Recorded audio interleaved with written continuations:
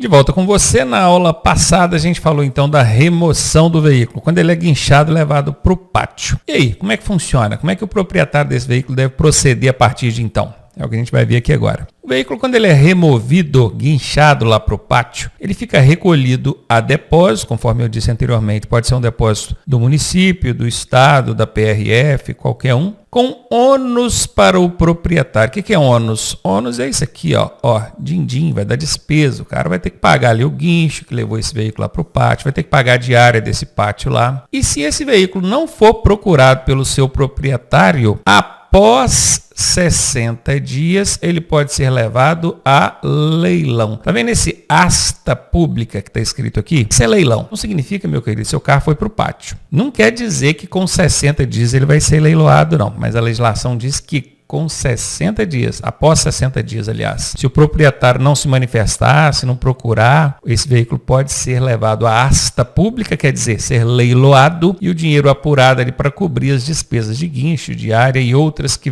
tenham surgido aí nesse período. Então guarde bem isso, 60 dias é o prazo que o proprietário tem de segurança para procurar esse veículo. Após esse prazo, pode ser que ele chegue lá, o veículo dele já não esteja mais à disposição dele. Não existe mais apreensão do veículo, isso nós já falamos anteriormente, tá? Só para tomar cuidado para não confundir apreensão com remoção. Na sua prova cair qualquer coisa relacionada à apreensão de veículo, você já sabe, opa, está errado. Isso não existe mais. Vamos falar agora do recolhimento da habilitação. Quando a gente fala habilitação, pode ser a PPD, pode ser a CNH e pode ser também a ACC, né, gente? Aqui, a habilitação vai ser recolhida em que caso, hein? O recolhimento dar-se-á, ou seja, acontecerá, mediante recibo. O policial, o agente que recolher esse documento tem que te dar um recibo. Ó, o documento que está comigo, isso aqui é o comprovante que eu recolhi, tá? Apesar de que a recomendação, já falei isso anteriormente também, a recomendação que hoje não se aplique o recolhimento. Então, são casos específicos que a gente vai falar aqui agora. Anote aí quais são esses casos, hein? Houver suspeita de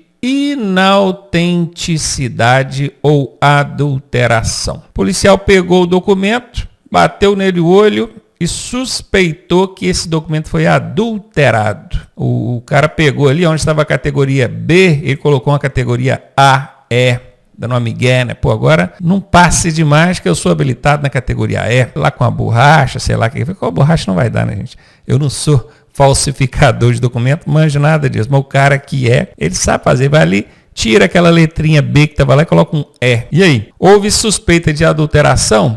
Vai recolher para poder ser averiguado. E também vale quando acontecer a inautenticidade. Esse inautenticidade, esse é de não. E a autenticidade é de autêntico. O que é um documento autêntico? É um documento verdadeiro. Quando eu digo que ele é inautêntico, eu estou dizendo que ele não é verdadeiro. Então, se o policial suspeitar que esse documento é inautêntico ou foi adulterado, ele vai recolher para fazer, então, a devida averiguação. E é claro que, se de fato for comprovado isso aqui, isso é crime, né, gente?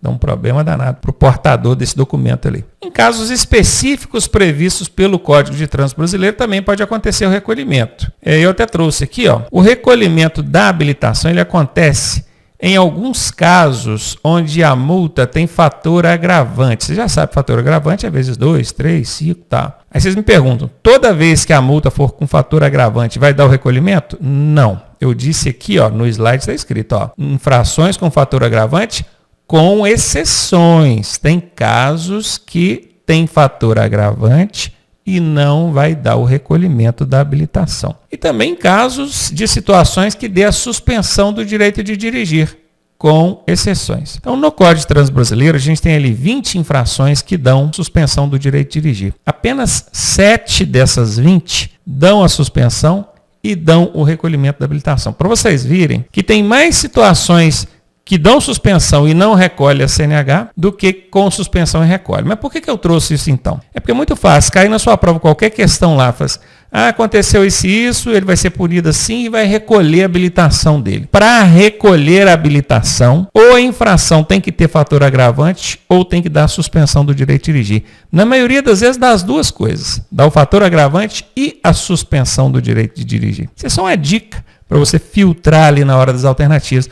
Que se cai lá uma alternativa lá, escrita assim, vai dar multa, multa simples, sem fator agravante e sem suspensão. Né? Deu uma multa grave, por exemplo, e deu o recolhimento da habilitação. Você já sabe que está errado, porque para dar o recolhimento da habilitação, ou a infração tem que ter um fator agravante, ou ela tem que gerar a suspensão do direito de dirigir. Ou então as duas coisas que acontecem a maioria das vezes. Olha, o recolhimento da CNH-E, que é essa CNH por aplicativo, ela se dará por meio de registro no Registro Nacional de Carteira de Habilitação. Registro, assim, é restrição. Se dará por meio de restrição no Registro Nacional de Carteiras de Habilitação. Ao invés do policial recolher o seu celular, que obviamente ele não pode fazer isso, né? Ele vai lançar lá no sistema uma restrição no seu RENASH, que é o Registro Nacional de Carteira de Habilitação, e pronto.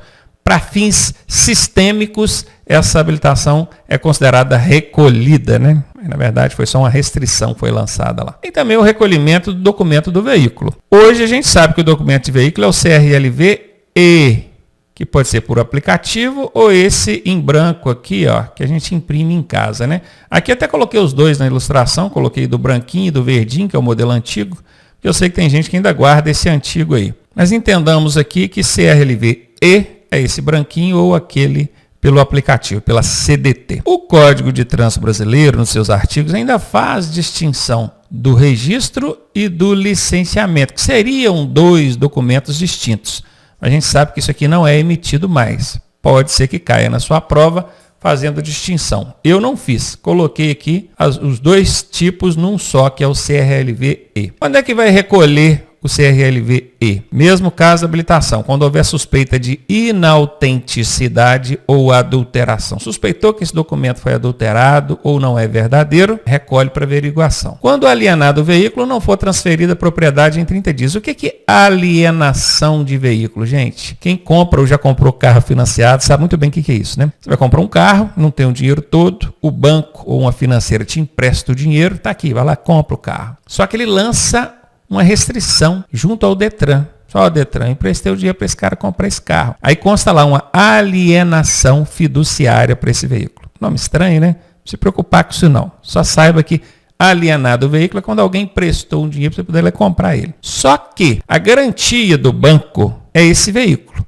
Quem comprou tem que transferir esse veículo para o nome dele, né? Comprou, que foi ele e o banco que firmaram um acordo lá. Tipo assim, ó, se você não pagar essa alienação, se você não pagar essa dívida, essa alienação me dá o direito de ir lá e pegar o seu veículo. Por isso que o banco quer que você transfira em 30 dias. Se você não fizer essa transferência em 30 dias, o banco vai solicitar judicialmente o recolhimento do documento do veículo e possivelmente até mesmo de tomar posse desse veículo aí. Aí, quando a irregularidade não puder ser sanada no local, é naqueles casos que nós já falamos anteriormente, né? O policial parou ali, tem uma irregularidade e às vezes não dá para resolver no local. O que o policial pode fazer? Recolhe o documento, ou então nem recolhe, só lança uma restrição no sistema e fala, vai lá e libera o veículo. Depois volta cá que eu retiro essa restrição. O prazo para fazer isso, ele é um prazo de 30 dias, não pode ser superior a 30 dias. Normalmente o policial vai dar bem menos, né? Uns 15 dias, talvez até menos. Mas só saiba que é prazo de até 30 dias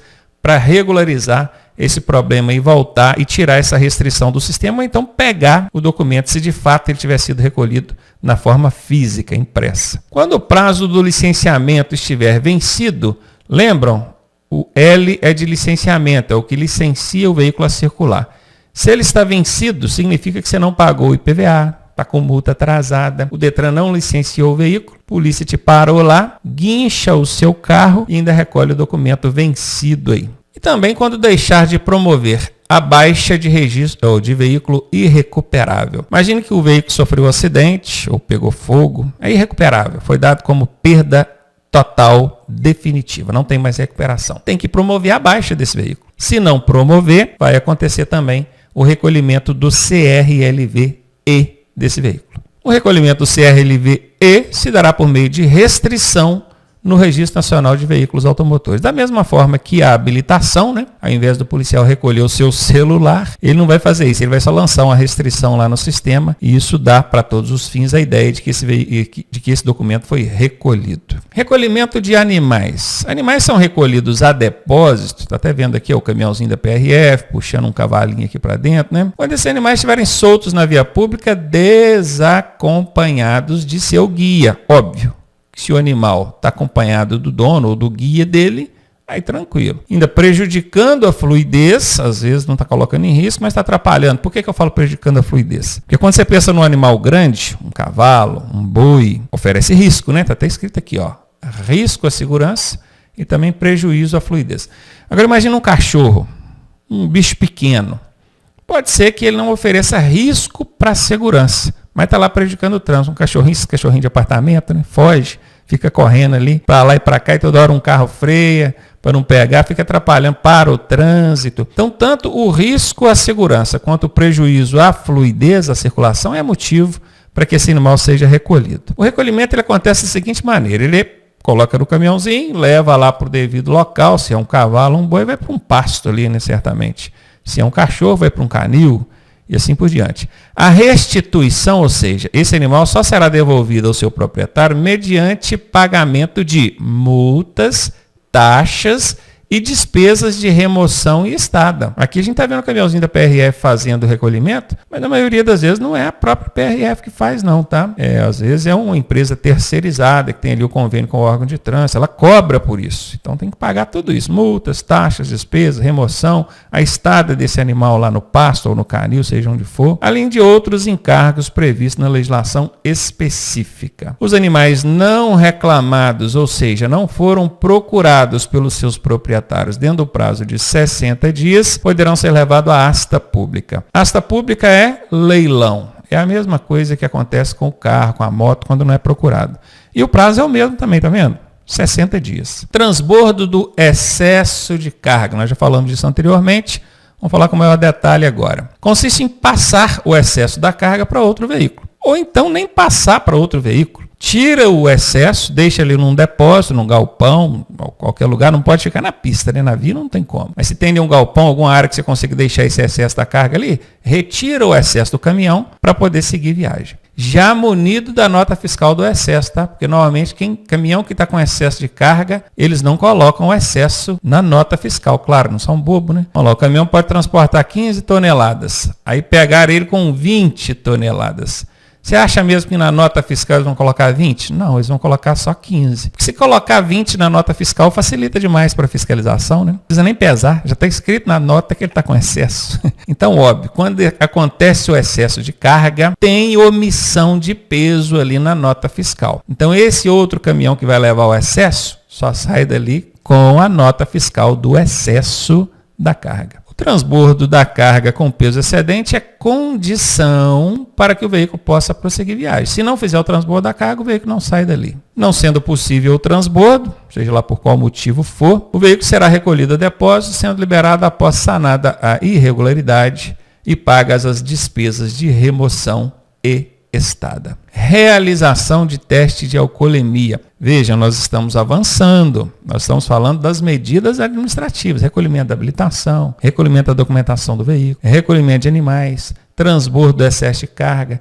realização do teste de alcoolemia. Se eu não me engano, essa aqui é a última medida administrativa que nós vamos ver aqui no curso. Nós vimos nas aulas passadas todas as penalidades. Estamos vendo aqui agora todas as medidas administrativas. O teste de alcoolemia é isso aqui, gente, que está na ilustração aqui. Ó. Soprar o bafômetro, o etilômetro, né, que é o nome técnico, para saber se esse cara consumiu ou não, ingeriu álcool e está dirigindo. Consiste em submeter o condutor a exames que comprove a sua sanidade. Sanidade quer dizer, ele está são ou não, ele está embriagado. Quanto às substâncias alcoólicas ou psicoativas, na verdade, aqui a gente vai conseguir constatar o alcoólica, porque o psicoativa só por meio de exame clínico. Até existe aí o tal do drogômetro, que é um aparelho que tem experimento, que possivelmente vai passar a ser usado daqui a um tempo para ver se o cara usou outros tipos de entorpecentes, maconha, cocaína, coisa e tal. Mas hoje, regulamentado pela legislação de trânsito, que pode ser usado na fiscalização, inclusive com resultado em punições, é só o etilômetro. O drogômetro ainda não está regulamentado e autorizado para fins de punição. Pode até ser que você veja aí a Polícia Rodoviária em algumas circunstâncias usando o drogômetro, mas constatou ali, não tem como punir, porque esse equipamento ainda não foi legalmente autorizado o seu uso. Poderá ocorrer das seguintes formas. Como é que a gente faz? Exame de sangue, esse é o exame laboratorial, né? Outros exames também, não precisa ser necessariamente o de sangue. realizados por laboratórios especializados. Exame de perícia, nesse caso do teste de ar alveolar. Alveolar vem dos alvéolos pulmonares. Ar, gente, saia dos pulmões, né?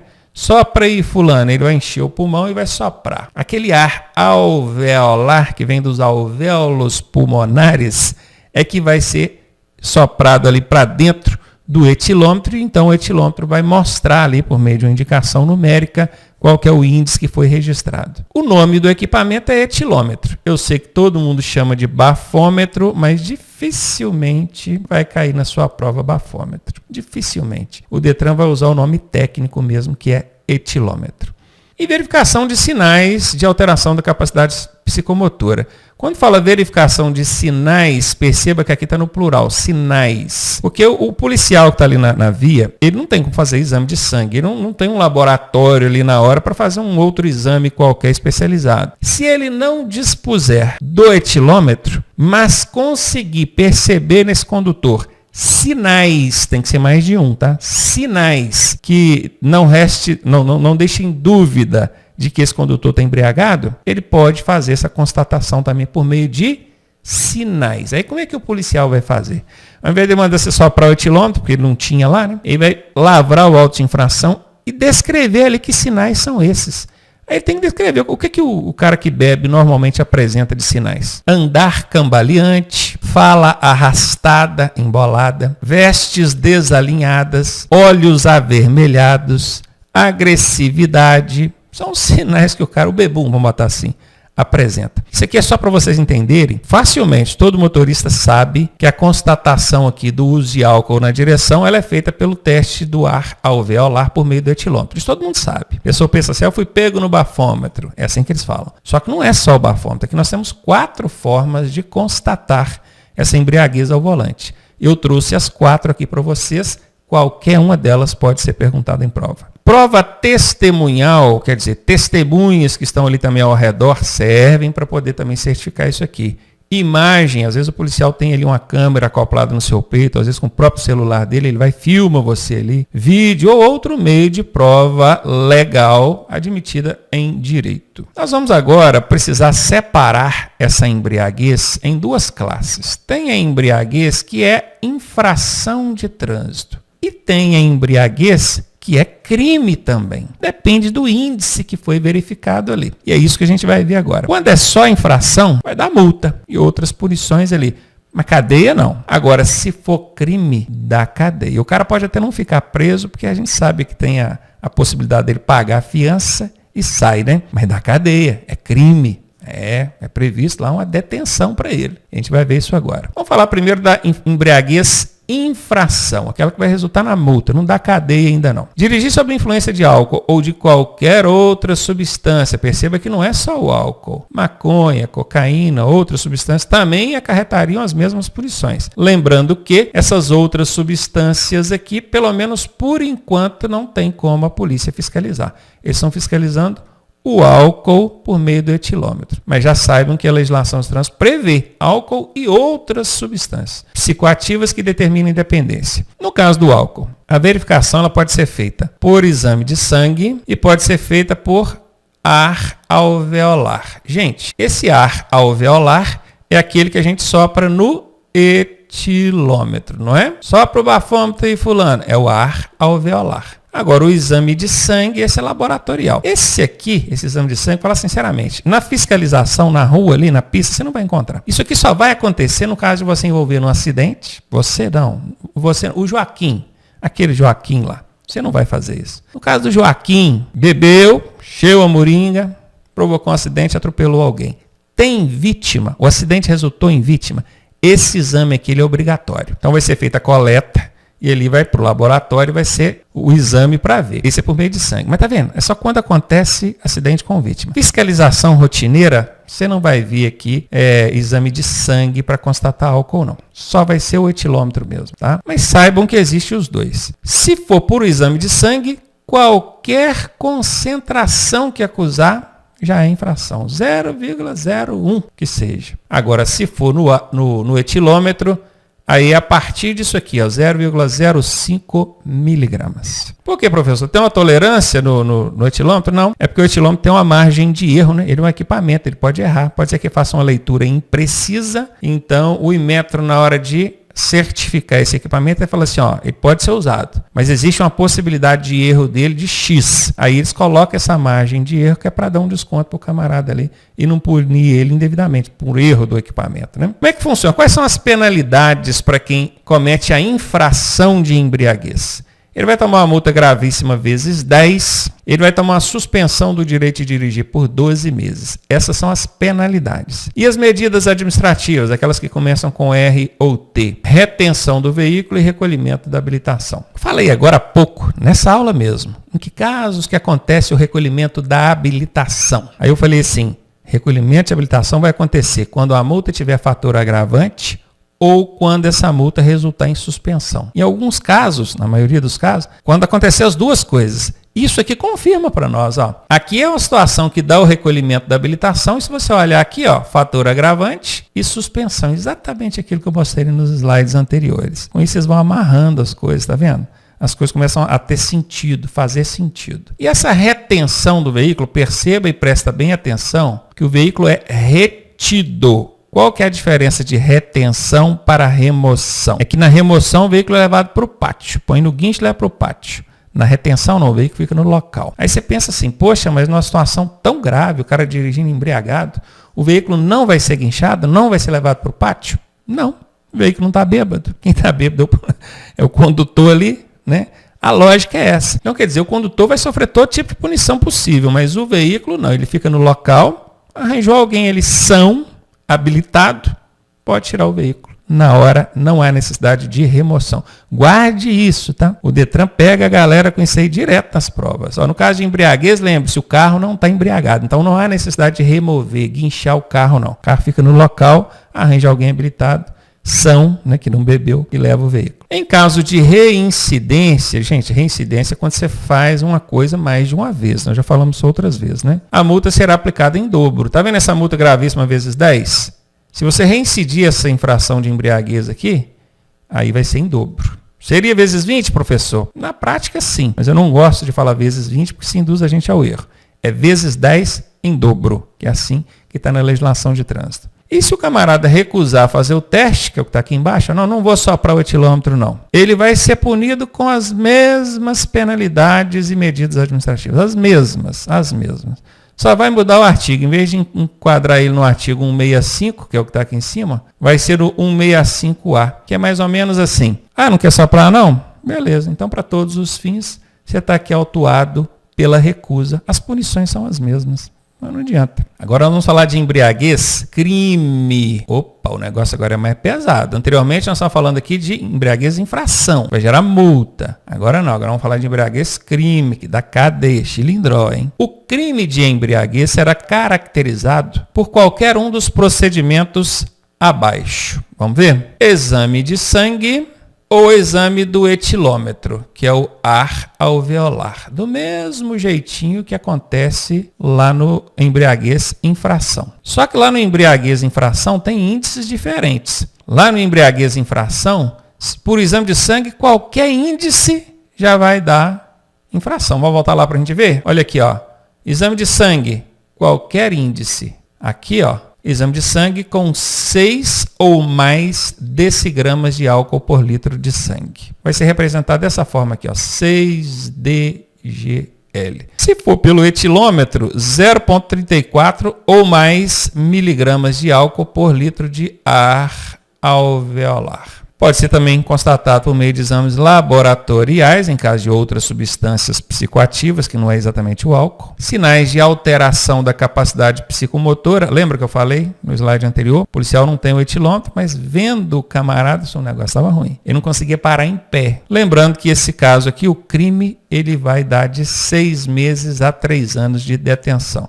A galera se vira, paga a fiança e não vai presa, né? Mas não arruma o dia da fiança para você ver, não. Fica lá, guardado. Chilindró. O negócio é complicado. Gente, o que acontece? Vou jogar nessa tela aqui agora e conversar com você rapidinho. A gente viu que tem alguns casos que a embriaguez vai dar só infração, multa. E viu que em outros casos vai dar crime. Aí é cadeia, o negócio é mais pesado. Só que aí misturou esse negócio todo. Professor, você falou que pode ser feito por exame de sangue, pode ser feito por ar alveolar.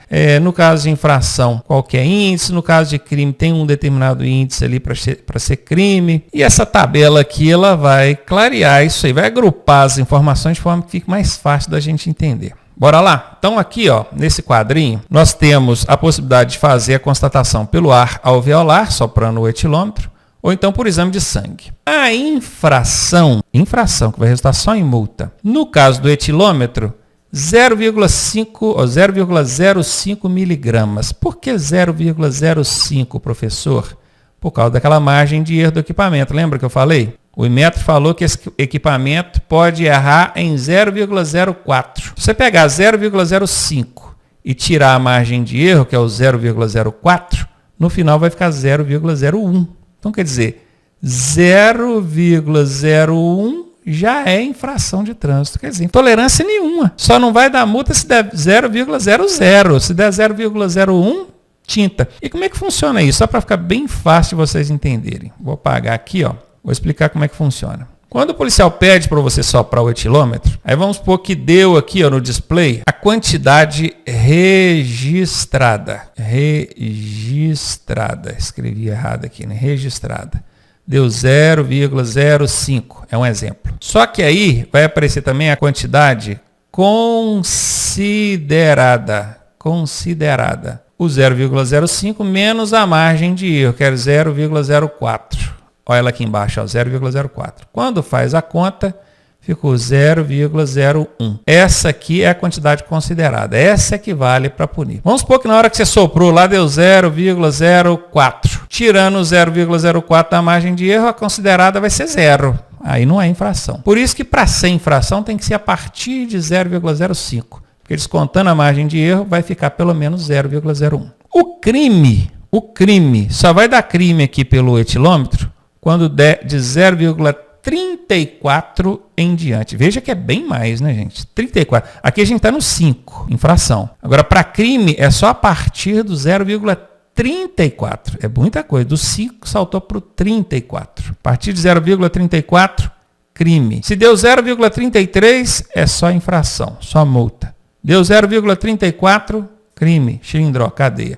Isso pelo etilômetro. E no exame de sangue? 0,01 decigrama no exame de sangue já é infração. Perceba aqui, ó, no exame de sangue não tem margem de erro não, tá, meu amigo? O laboratório não tem margem de erro não. Acusou 0,01, tinta, infração de trânsito. E para crime, 6 decigramas de álcool por litro de sangue já caracteriza ali o crime. Eu espero que aqui, de forma agrupada, tenha ficado mais fácil de você entender isso aí. Vamos falar agora de alguns crimes de trânsito, tá? Que o pessoal sabe muito de infração, de multa e crime.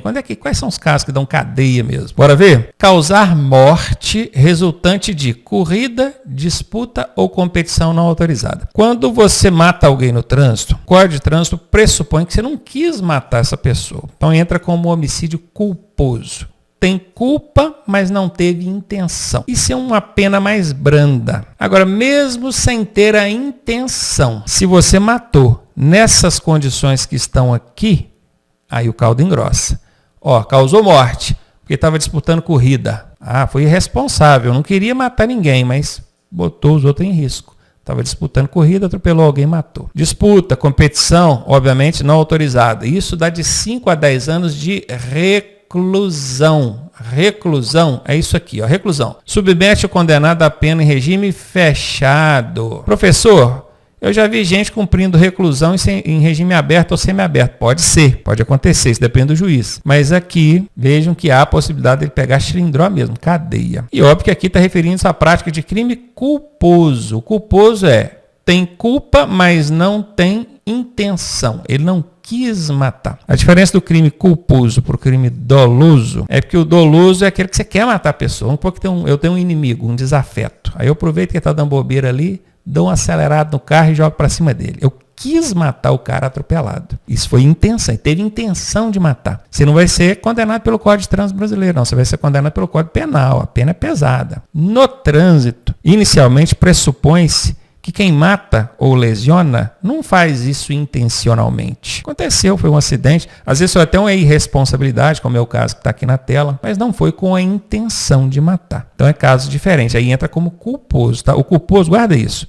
Culposo, o cara tem culpa, mas não teve a intenção. Agora, quando for doloso, aí ele teve a intenção. Aí não é código de trânsito, esquece isso. Aí é direito penal, não é a nossa área. Isso aqui é trânsito. Bora ver. Praticar homicídio estando o condutor sob efeito de álcool ou psicoativo. Isso não quer dizer que morreu alguém. Primeira coisa que o juiz vai ver é o seguinte. Estava disputando corrida, disputa ou competição? Sim. 5 a 10 anos no lombo dele de cadeia. Não era corrida, disputa nem competição não, mas estava mamado. Bebeu, dirigiu e matou. Ou então estava drogado, usou lá maconha, cocaína, o que foi? 5 a 8 anos de reclusão. A pena é um pouquinho mais branda, tá vendo? Eu penso até que poderia ser a mesma, né? O cara que disputa corrida, competição, então bebe, usa psicoativo e mata, podia ser 5 a 10 anos do mesmo jeito. Não havia necessidade de reduzir essa pena máxima aqui, não. Às vezes ele não matou. Aqui, ó, causou morte, causou homicídio, né? Mas ele não matou, ele só lesionou. Lesão corporal. Se houve uma lesão corporal grave e essa foi resultante de corrida, disputa ou competição, 3 a 6 anos de reclusão. Se foi essa mesma lesão corporal por conta de efeito de álcool ou psicoativos, 2 a 5 anos. Aqui na tela nós temos 4 condutas, cada uma trazendo uma faixa aí de detenção. O professor precisa decorar isso? Dificilmente cai em prova uma questão explorando aqui essas datas, esses prazos, coisa e tal. Mas eu já vou aliviar vocês. Se você conseguir memorizar, pelo menos por alto, essas 4 aqui, e as que vão aparecer na próxima tela, já está bom demais. Porque todas as outras que vierem depois, a pena vai ser a mesma, que é de 6 meses a 1 ano. Aí facilita demais de guardar, né? Guardou essas aqui, que são mais pesadas? Vamos ver essas aqui agora, ó. Praticar homicídio culposo na direção de veículo automotor. 2 a 4 anos. Professor, mas você falou agora há pouco que o homicídio dava uma pena... Isso quando for disputa de corrida, competição ou sob álcool, né? Veja aqui, ó. Morte, homicídio, mas ó, álcool, psicoativo, corrida, disputa. Aqui não. Aqui já está na faixa azul, ó. Esse anterior era a faixa vermelha, que são as mais pesadas. Agora nós estamos na faixa azul. A faixa azul já é mais branda. Praticou homicídio, aí não estava bêbado, não estava correndo, fazendo disputa, nada. Vai dar de 2 a 4 anos. Professor, mas aí é injustiça, o cara não queria matar, aconteceu, foi um acidente. Pois é, mas até quando é acidente, o condutor é responsabilizado. Obviamente, se for comprovado ali a negligência ou imprudência por parte dele. Imagina que ele estava desatento, mexendo no celular, aí atropelou o cara, matou. Vai dar de 2 a 4 anos. Óbvio que isso precisa ficar comprovado, né, gente? E aqui é detenção, não é reclusão, não. Tá todos da tela anterior é reclusão, que dá regime fechado. Aqui, ó, é detenção. Detenção é regime aberto. Não existe penas para esses crimes aqui que o condutor efetivamente fique atrás do chilindró. Chilindró é só os da tela anterior aqui, ó. Dessa tela azulzinha para frente, ele até é condenado, mas preso mesmo não vai, não. Bora ver então. Detenção, regime aberto. Sob influência de álcool, tá? Foi pego dirigindo lá, quando é crime, né? A gente aprendeu que existe o crime de embriaguez, que é de 6 decigramas por litro de sangue, ou 0,34 miligramas quando é por ar alveolar. 6 meses a 3 anos de detenção. Participar de corrida, disputa ou competição não autorizada, ainda que não resulte em vítima, ainda que não mate ninguém, não lesione ninguém. Só o fato de participar dessa corrida, disputa ou competição não autorizada já dá de 6 meses a 3 anos de detenção. Praticar lesão corporal culposa, não estava bêbado, não estava disputando corrida nem nada, mas mexendo no celular, desatento, atropelou alguém, matou. Matou não, aqui lesão, né? Lesionou. 6 meses a 2 anos de detenção. Vejam bem, nós vimos 4 condutas lá na tela anterior, que são as vermelhinhas, que são as pesadas, aquelas que dão um chilindró mesmo, reclusão, né?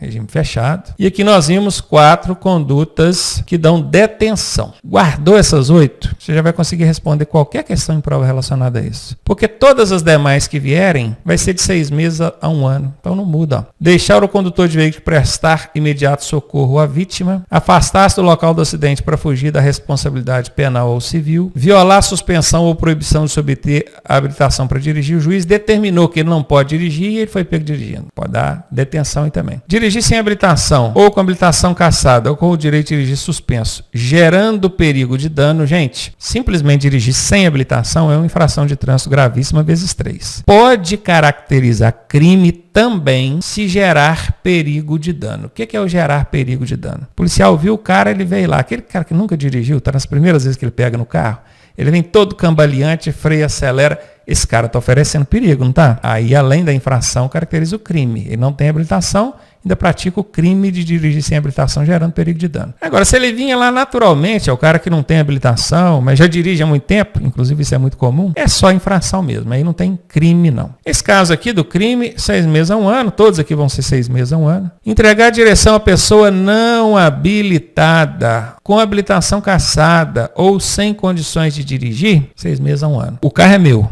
Eu deixei meu filho dirigir, não tem habilitação. Isso é crime. E aí não tem esse negócio de gerar perigo de dano não, tá? Eu vou responder por crime. 6 meses a 1 ano de detenção. Trafegar em velocidade incompatível nas proximidades de escolas, hospitais e outras áreas de aglomeração de pessoas.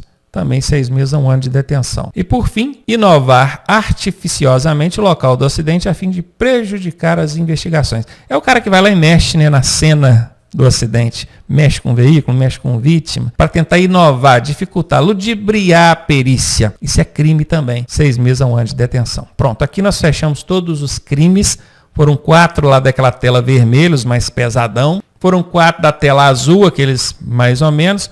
E tem aqui mais 7, que são as penas mais brandas, que é 6 meses a 1 ano. No total, 8 e 7, 15. Mas você decorar só aqueles 8 primeiro, os demais aqui, já é tudo 6 meses a 1 ano, já facilita bem. Quando o camarada comete um crime de trânsito, ele é condenado por um crime de trânsito, o juiz pode aplicar substituição de pena. Ao invés de mandar ele ser preso, que é a pena privativa de liberdade, ele pode aplicar uma pena restritiva de direito. Essa deverá ser de prestação de serviço à comunidade ou entidades públicas em uma das seguintes atividades: trabalho em equipes de resgate do COBOM, em outras unidades móveis de salvamento, como o SAMU, por exemplo. Trabalho em pronto-socorro de hospitais que recebem vítimas de acidentes de trânsito. Trabalho em clínicas ou instituições especializadas na recuperação de acidentados de trânsito. E outras atividades relacionadas ao resgate, atendimento e recuperação de vítimas de acidente de trânsito. O que é essa tela aqui traz para nós? É que o juiz, quando ele percebe que a pena ela vai ser cumprida em regime aberto, ele pensa assim, poxa, eu vou dar aqui para o cara, sei lá, 1 ano de detenção. Detenção é regime aberto. Reclusão é que é o regime fechado, lembra? Quando o cara vai preso, aí é uma punição mais pesada, acho que vale a lição. Mas detenção, o cara aberto, nem na delegacia, nem na cadeia vai precisar de ir para dormir, nem nada. Fica livre o dia inteiro. Sabe que é um condenado, que está condenado lá a 1 ano de detenção, mas está ali, está solto. Aí o juiz pensa assim, eu vou fazer o seguinte, eu vou converter essa pena restritiva de liberdade, pena restritiva de direitos. E eu vou obrigar esse cara a ajudar o pessoal do Corpo de Bombeiros, do SAMU, ou então lá da clínica de recuperação, que a vítima de acidente está lá passando por uma recuperação, fisioterapia. Vou mandar esse cara para lá para ajudar esse pessoal lá. Para que isso? Porque assim ele vai sensibilizar esse motorista infrator, criminoso ali que cometeu o crime de trânsito. E ao invés de deixar ele simplesmente mãozinhas balançando para a rua fora, com a detenção no lombo, porém sem cumprir cadeia nenhuma, ele acaba submetendo esse camarada a uma situação que vai mexer com o emocional dele. Ou pelo menos deveria mexer, né? Eu achei uma medida inteligente do Código de Trânsito Brasileiro, tá? Tá lá no artigo 312A do Código de Trânsito Brasileiro, possibilitando o juiz fazer essa conversão, né, da pena privativa de liberdade em pena restritiva de direito. E você? Achou que a ideia foi boa? Eu achei sim. E agora, para fechar a matéria de infrações e crimes. Fechar. Fala sobre excesso de velocidade. Excesso de velocidade. O excesso de velocidade ele vai bater em 3 situações. Ó, especificação e gravidade. Vamos ver as 3 situações. Ó. Quando a velocidade excedente for em até 20% acima da máxima, a infração de trânsito vai ser média, aquela que dá 4 pontos no prontuário. Quando ela for acima da máxima, entre 20% e 50%, aí ela já passa a ser grave, 5 pontos. Agora, se ela for acima da máxima em mais de 50%, aí ela é gravíssima, vezes 3, e da suspensão do direito de dirigir. Vamos tentar fazer uma linha do tempo aqui, mas antes de eu fazer essa linha do tempo, eu vou mostrar para vocês como é que calcula isso. Vamos ver aqui, eu vou ensinar vocês a calcularem isso. Vocês estão vendo aqui, decorou isso aqui já é suficiente para responder a questão, né? Acima da máxima em até 20%, média. Acima da máxima entre 20% e 50%, grave. Acima da máxima em mais de 50%, gravíssima vezes 3 com suspensão. Só lembrando, gente, que esses 20% aqui não é tolerância não, tá? Pessoal, até mais os motoristas mais antigos, eles têm mania de falar que tem uma tolerância. Passou até tanto, o radar não multa. Não tem disso não, meu amigo. 1 quilômetro acima da máxima é multa. O que acontece é que o equipamento que fiscaliza a velocidade, ele também tem margem de erro. Lembra do etilômetro lá, aquele que a gente sopra para ver se está embriagado ou não? O etilômetro tem margem de erro, não tem? Pois é. O radar ali também, ele também tem margem de erro. O radar, a margem de erro dele vai ser 7 km por hora em cima do que foi registrado. Então vamos supor que o local ali permite andar a 60 por hora. Se você passar a 68, o que o órgão de trânsito vai fazer? Ele vai tirar a margem de erro, que é 7. 68 foi o que o equipamento registrou. Só que esse equipamento pode errar em até 7. Então tira esse 7. 68 menos 7 deu quanto?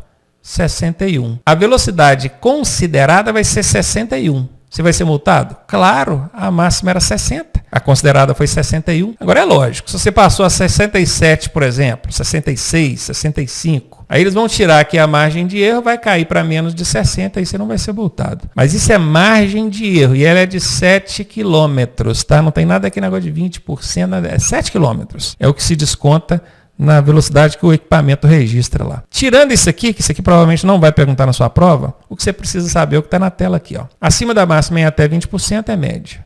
Acima da máxima entre 20% e 50% é grave. Acima da máxima em mais de 50% é gravíssimo. Agora eu já vi cair em prova, eles darem uma questão, uma determinada velocidade lá da via, e pedir para você calcular isso aqui. O cara passou a tanto.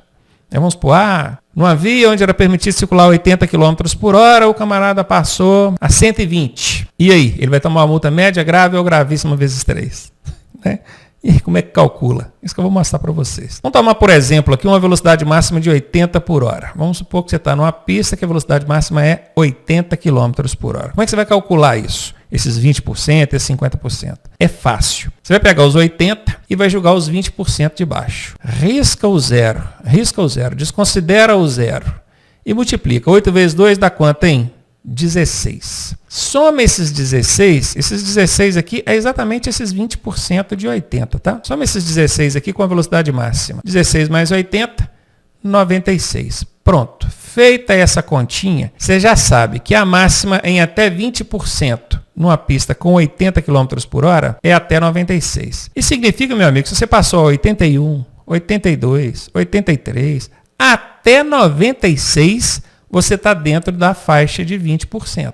Então, a infração vai ser média. Está aqui. Professor, e a segunda e agora? Como é que calculo? Bom, você já achou os 20%, que é até 96. Se ele passar 97, ele já não está mais na faixa dos 20%. Ele vai entrar entre 20 e 50, que é mais, ou é maior um pouco, né? Vamos ver como é que calcula? Mesma coisa. Você pega a velocidade máxima e joga os 50% embaixo, que é o que você quer calcular. Ó. Risco zero e multiplica. 8 vezes 5, 40. Esses 40 aqui equivalem a esse 50% aqui além da máxima. Depois que a gente acha os 50%, o que é que a gente tem que fazer? Somar ele com a velocidade máxima, né? É a mesma coisa que a gente fez aqui na continha anterior. Ó. Soma os 50% aqui, que é o 40, com a velocidade máxima. 40 mais 80, 120. Significa que até 96 você estava na faixa de 120, fração média. De 97 para frente, você já entrou nessa faixa aqui, ó, que é o de 20 a 50%. E vai de 97 até 120, que você já achou que 120 aqui é o limite dos 50%.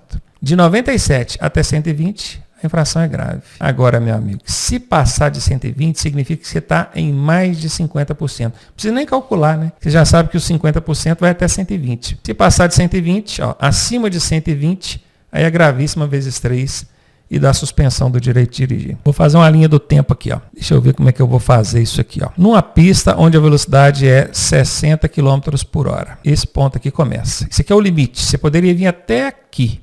Se você passar disso aqui, vamos botar aqui, ó. Esse trecho aqui é o trecho dos 20%. Ó, eu passei de 60%, mas até nesse risquinho aqui eu estou no trecho de 20%. Que trecho é esse? Quanto é que vai ser essa velocidade nesse segundo risquinho aqui? Vamos ver se vocês conseguem dizer para mim. Vamos lá. Fácil. É só fazer a continha que eu ensinei aqui, ó. Pego 60, jogo o 20 por baixo, risco 0, 6 vezes 2, 12, soma com 60, que é a velocidade máxima, vai dar 72. Então quer dizer que aqui, nesse ponto, vai ser 72. Nesse ponto aqui. Se eu passei a 61, 62, 63, até 72, que é esse ponto aqui, eu estou dentro dos 20%. Agora nós vamos aprender a calcular os 50%. Daqui até aqui, nesse ponto aqui. Esse aqui é o 50%. Eu quero calcular agora os 50% de 60. Fácil, hein? Pego o 60, jogo os 50% de baixo. Corto o zero, que o zero não me interessa. 5 vezes 5, ó, 6 vezes 5, né? 30. Mais a velocidade máxima, que é 60, é igual a 90. Então, quer dizer que esse ponto aqui, ó, é 90. Daqui, do 72 até o 90, eu estou no 50%, ainda dentro dos 50%. Então, eu vou entrar na multa grave. Agora, meu amigo, se ele passar dos 50%, que é daqui para frente, aí já é uma gravíssima, ó, é mais de 50%, né? Já vai ser uma gravíssima vezes 3 e vai dar suspensão do direito de dirigir. Difícil? Deu uma embananada aí? Essa aula foi difícil pra caramba. Muito conteúdo? Problema não. Primeira vez é só para você ter contato com o conteúdo. Depois, quando você assistir a segunda vez, já vai começar a dar uma clareada. Na terceira, vai melhorar ainda mais. Na quarta e na quinta, você já vai estar dando aula disso. O negócio é saber que a gente tem que ir evoluindo. A primeira vez eu não entendi nada quando eu estudei isso aqui a primeira vez. A segunda já deu uma melhoradinha, a terceira melhorou mais. Você tem aí o seu instrutor dentro de sala de aula também que pode te ajudar. Ou se você é meu aluno online, pode perguntar para mim que eu vou te ajudar. Mas não se preocupa não, é muita informação mesmo, eu sei disso. Eu preciso mostrar tudo que está lá, porque o Detran pode cobrar para você. Ele não vai cobrar tudo, mas ele pode pedir qualquer coisa que está dentro disso aqui. Estou aqui para te ajudar, sou instrutor daí para te ajudar. Vamos devagar, avançando um pouquinho a cada dia. Eu tenho certeza que vai chegar lá. Próxima aula, comentando 30 questões sobre isso tudo que a gente viu aqui. Aí você vai ver que não tem esse bicho de 7 cabeças não. Dá para levar tranquilo, de boa. Tamo junto.